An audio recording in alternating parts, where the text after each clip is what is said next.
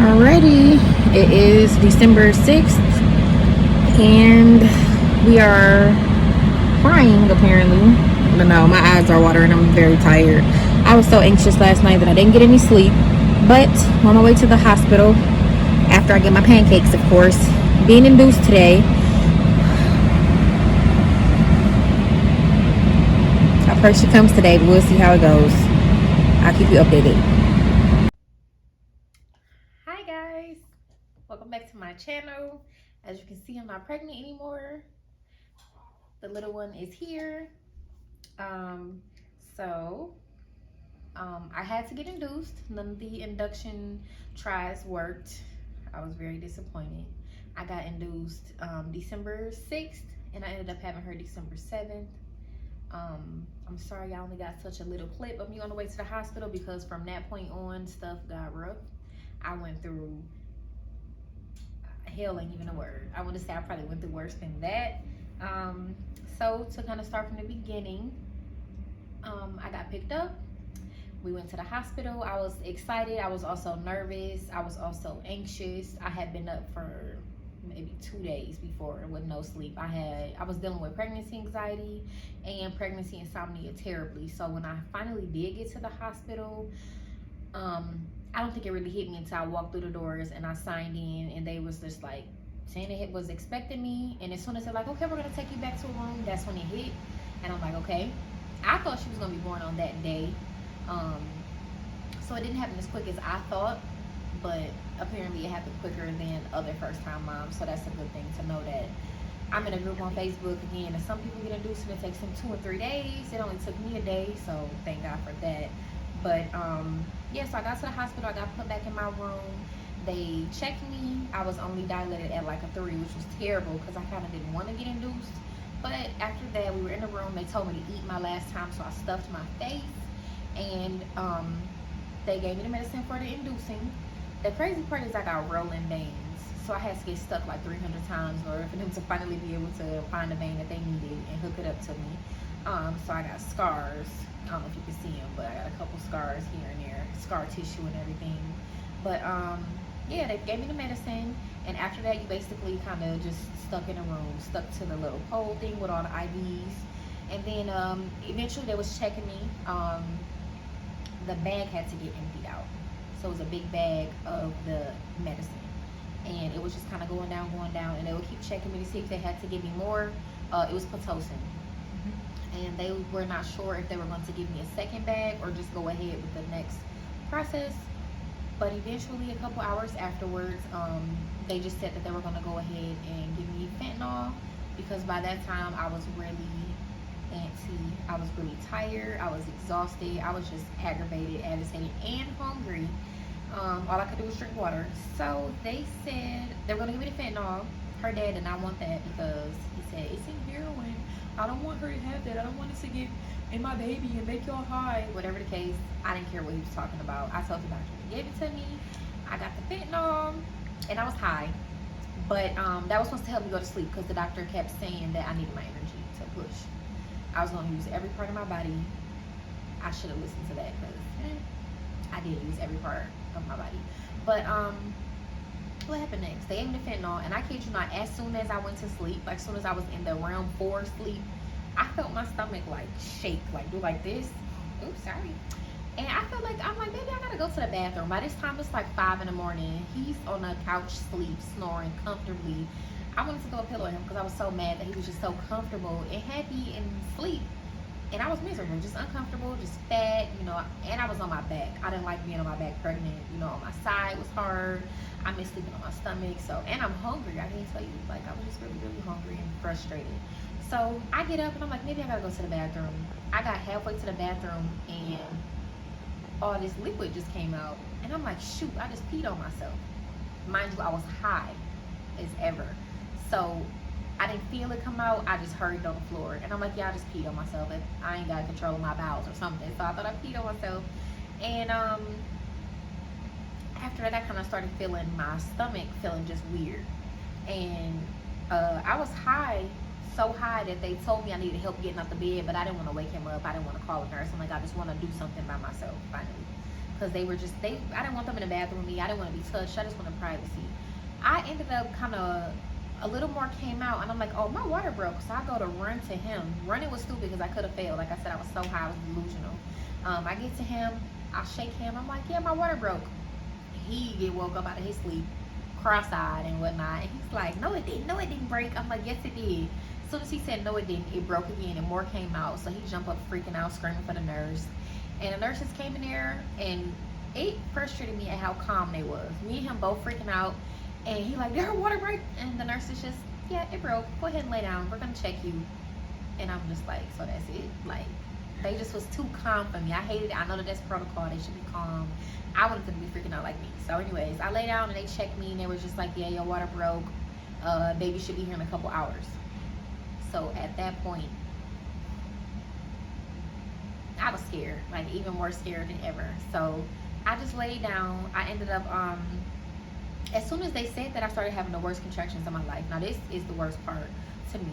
Everybody said, I'm in this group on Facebook. They said that the contractions is worse than the labor, and that was the truth.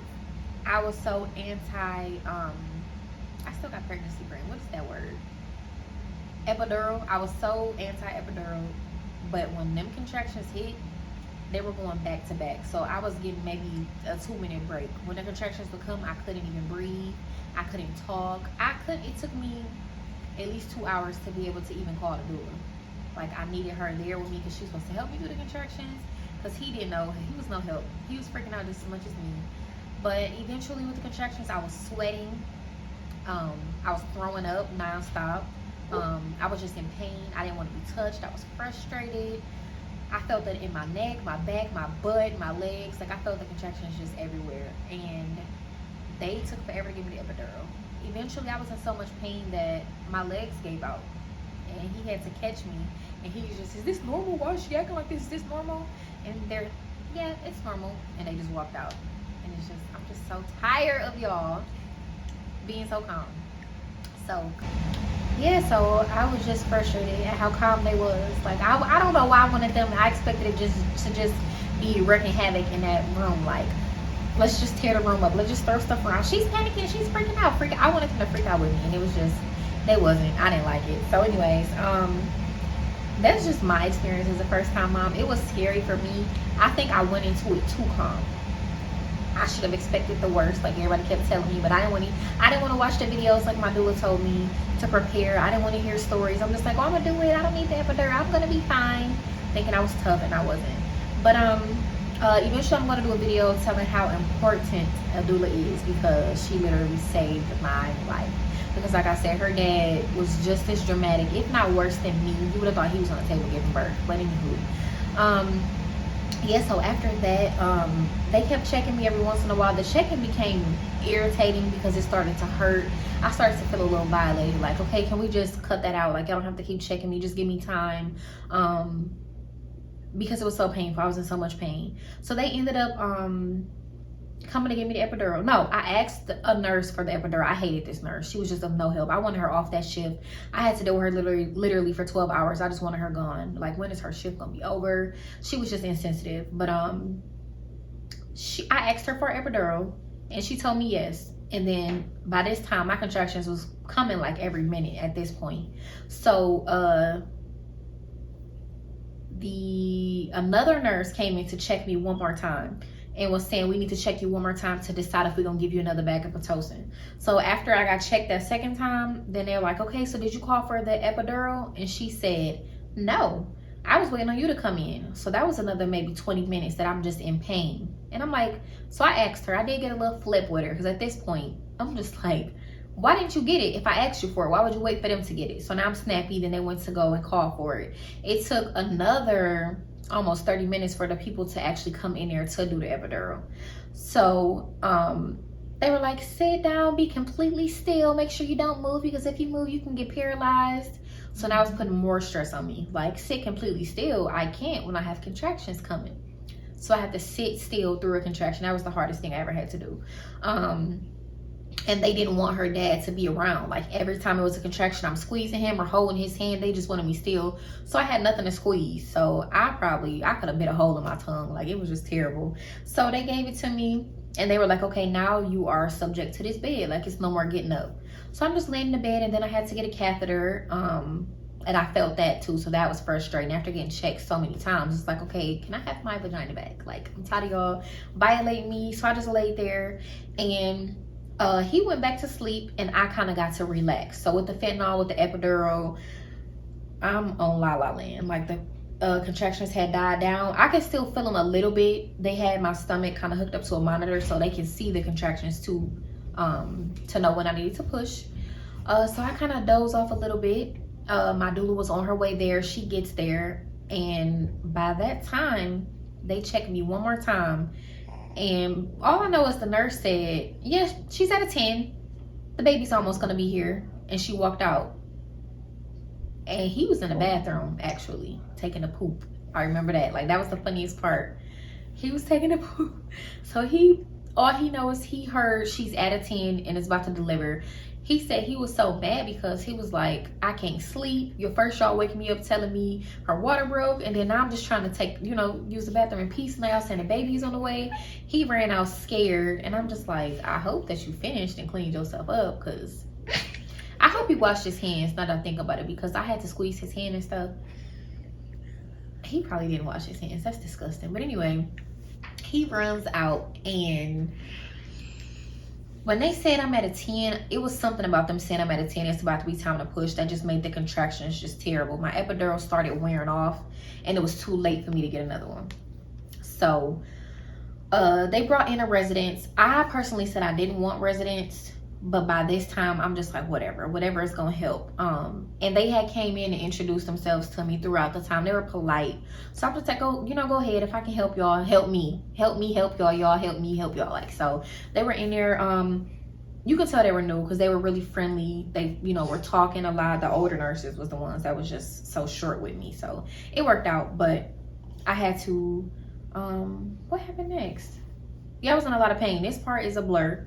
I was in a lot of pain. I felt like I was going in and out of consciousness, honestly, with the medicine. I was very high. I know that I did ask for more fentanyl because I like the way it made me feel. And her dad said he didn't want me to have it because he just knew I was going to get addicted to heroin, let him tell it. But I can definitely see why he said it, because I wanted some more. But they were telling me every time I feel a contraction, it's time to push. So they took the catheter out, and my contractions was coming maybe like every 3 minutes. So the doula is here. She ended up giving me some water. She ended up giving me like candy and little stuff to chew on because I wasn't supposed to eat, but I was just so hungry that I was exhausted. So I got like a granola bar. She was putting a towel on my head. She was kind of talking to me, comforting me, holding my hand, kind of just like doing like little rubbing or rubbing my back, because her dad, like I said, he was so dramatic. He just was blue in the face. He was stuck. He was just sheepish. That's the word that I can use. He was just there, and I wasn't mad at him because this is his first baby too, so he was scared, but it's like, help me. But to go back to the beginning, with my first doctor, I was high risk, but before I got transferred over to a high risk doctor, the doctor was telling her dad, like, if you pass out, I don't do mouth to mouth, so I'm just gonna leave you on the floor and we gonna keep on going. So I kept telling him, do not pass out, because they're gonna leave you. So his focus was trying so hard not to pass out that he was just froze like a deer in headlights, to me, from what I remember. So every 3 minutes I'm pushing, and I only feel so much. I felt like nothing was happening, but I only pushed for about an hour. It felt like forever. They kept saying, oh, you're doing so good. I can see the head. This is happening so quick. They trying to talk, and then another person came in there to have me sign documents.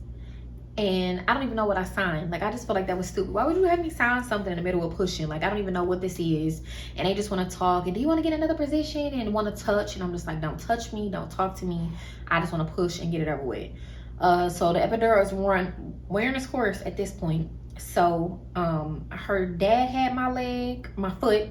The doula had my hand and was getting me water, putting a towel on my head, and I had to also hold my legs like up in the air as well, and that was to help me push. And every time I pushed, it's just like it was just taking more life out of me. And they were saying, don't scream, and push for 10 seconds, and don't stop pushing. And it was hard to hold my breath for 10 seconds. Like, that was between the contractions and pushing was very hard. Not that it hurt, it was just exhausting. So I'm pushing, which felt like an eternity. Then finally they say they see her head. And when they saw her head, that's that whole ring of fire thing. That's true. That part hurt. And I felt the doctor use kind of his fingers and was kind of trying to like do like that type of thing to try to pull her head out. That hurt as well. And then from there on to her coming out was a blur. I do not remember at all. I just know that I looked over at her dad and I think I had like kind of nodded off and lost consciousness, and then he's just like, Aisha. And then he goes to kind of pass out, and the doctor's like, catch him. And by this time she's almost out. So they pulled this big old light out the ceiling, and I just felt like I was on Grey's Anatomy or something, like about to get brain surgery. They pull this big thing out the ceiling, and they pull this drawer up from under me, and they pull out a bag, and he's just like, all right, it's time. Now, mind you, this was my OB, and he was so goofy and so like a dad during this whole time. It was so helpful. By this time, he's just like so serious. Let's get to work. And it made me scared because I'm like, what's going on? I knew I was high risk the whole time. I'm like, what is going on? But I can't explain the feeling of when she came out. I knew she was out because I felt like a big relief from my stomach. And then when she came out, that's when he was about to basically pass out, which was so crazy. So I'm over there looking at him like, I felt like my eyes was just doing like this. Like I could barely see. And then when she came out, it was a blur. I know I didn't want the umbilical cord cut, but I had no strength to even say don't cut it. I didn't want to cut it right away. I wanted her to be attached for at least an hour to let it drain. But it got cut. He cut it and was about to pass out again. I'm just like, what is wrong with him? And then somehow in between there, I lost consciousness again. I look back up and he's over there and she's crying. Like I heard her, but I hadn't seen her. They did not give her straight to me. Yeah, they didn't give her straight to me. He went over there and I guess they cleaned her up a little bit. They did the little stamps to her feet, got the measurements and everything.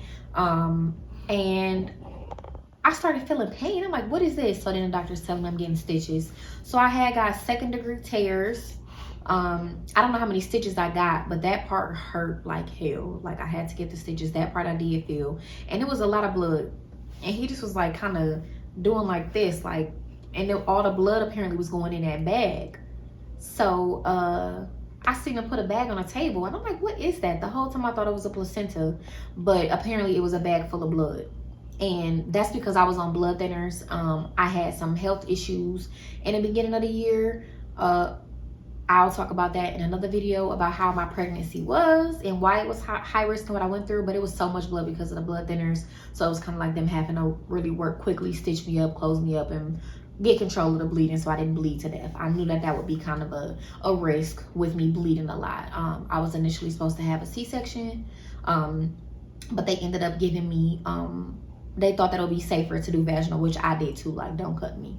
And that's why I switched doctors. I went from one doctor to actually going to Beaumont, and Beaumont just gave me better, it was just better options. I felt more secure, felt more safe, and obviously I had a healthy birth and a healthy baby. But oh, rewind, I forgot about the placenta coming out. Okay, I forgot about the placenta. That was terrible. Him pushing on my stomach and trying to get the placenta out was probably worse. That might have been the worst. That might have been worse than the stitches. That might have been equivalent to the contractions. Him trying to get that placenta out was so terrible, and it felt like me pushing out another baby, literally. And I felt another weight like lifted off of me. And them having to constantly massage my uterus, that hurt so bad. And more blood was coming out. And he was just saying, like, we got to keep doing this to stop the bleeding. You won't stop bleeding. So now I'm freaking out again. Like, why won't I stop bleeding? But again, it was the blood thinners. But I looked at his eyes. I remember seeing his eyes, and they kind of got big like this. And I know doctors got to keep calm, but it was like I saw his eyes, and I'm like, is something wrong? And then I looked over at her dad, and he was just looking at me with this big concerned look. And eventually he just told me it was just so much blood. He had never saw that much blood. Obviously I lived. They did say something about a blood transfusion, like would I want a blood transfusion if I needed one? So I said yeah. Maybe that was the paperwork I was signing then. Whatever the case, I didn't bleed to death and I didn't die. That was my main concern. Like, I had got a advanced directive because of health scares. Like, okay, if something happens to me, X, Y, and Z will happen, you know, with her. This is all my information, but thank God none of that happened. So yeah, she ended up weighing 8 pounds and 3 ounces. And she was 22 inches long, huge. She was born at 11:51 a.m. on December 7th, 2020. So not only did I survive the year 2020, that was crazy in itself. She's a part of the baby boom. She was definitely a quarantine baby. And yeah, I had a baby right before the year ended. So after she got cleaned up, they didn't want to give her a bath right away. They wanted to wait 12 hours, you know, before they gave her a bath or washed her hair. So they gave her to me, and I don't remember this part. Like, I had a picture, and I'm like, when did I hold her? It's a picture with her big as this on my chest, just looking up at me, holding her head up, and I'm just looking at her with this confused look. I'll show the picture. But yeah, she's just looking at me, and I'm looking at her. I do not remember that taking that picture. I don't remember holding her. I don't remember that part at all. And after that, it's a blur. I want to say I went to sleep. I don't know what I did. The rest of December 7th is a blur. Eventually, the epidural wore off a little bit. They wouldn't let me get out of bed until it wore off. And I had to go to the bathroom so bad. I wanted to take a shower so bad. I was so sweaty. Like, my hair was all over the place. I just felt so dirty and icky. And they wouldn't even let me take a shower. And every time I had to go to the bathroom, they had to go with me. They wanted to measure, they wanted to wait on my first poop, and they wanted to measure how much urine was coming out. So it was just no privacy. This part was, I didn't like this part. It just was like, I want to take a shower. And I didn't want to hold her like right after, because I was in so much pain. I just felt so dirty. I'm like, I just want to take a shower. I couldn't take a shower. But eventually, and that first pee, that was probably worse than everything. That first pee, they gave me the spray bottle to help, but it was just so much blood and it hurt. It's like I felt like I was on fire. So it took me forever. I knew I had to pee, so I held it because I was in so much pain and I was stupid. So because I held it, by the time I went to the bathroom, I had so much to let out that it was just me being on fire. So mind you, stitches, a hemorrhoid, giving birth, blood, and then imagine somebody sitting right there just with the door wide open. So I'm like, okay, this is embarrassing, it's painful, it's like hell. So I finally peed. I was in the bathroom forever because I could not. I was in there so long, eventually she walked away. Like, okay, just let me know when you want to go. So I eventually went, and I think I had to go maybe 2 or 3 times before they would let me go take a shower. So then I got the shower. I don't remember that part. I just know it was painful and it was messy. So I kind of claimed, they took me into the postpartum section of the hospital, and that's a blur as well. I don't remember. I think I went to sleep, and then when I woke up, I wanted to pick her up, and I was so weak. And that's where they say you're going to use every bone and muscle in your body. I tried to pick her up out of the little incubator thing, and she was so heavy I couldn't even pick her up. I'm just like, yeah, I'm just going to go to sleep. But what I will say is the maternal instincts kick in right away. Her dad left. He had to go to work or to check on something. So I wanted some sleep. So I asked them, like, can y'all take her to the nursery? Because she was a little fussy a little bit. And they took her. And I tried to go to sleep and felt like she was crying. Like, I'm like, I keep hearing cries. They call them phantom cries. I kept hearing her cry. And I'm like, she's not even in here. So I called the nurse, like, can you just go get her? Just bring her back in here. And she's like, are you sure? She's just left. You really need to get some sleep? No, he went to go get us some food. That's what it was. He went to go get us food. And I wasn't even hungry. I didn't have an appetite. I don't think I ate that day. I had to force myself to eat the next day so that I can breastfeed because she wasn't, she wasn't hungry. But I didn't eat. I wanted her to come back because I kept feeling like she was crying. And then she had her first bath, which was so cute. And then that was really it. That was my first day of her being here. I don't remember the next day much. It was a bunch of crying. It was a bunch of sweating. It was just all over the place. But here she is. And this is Beauty. And that is my labor and delivery story.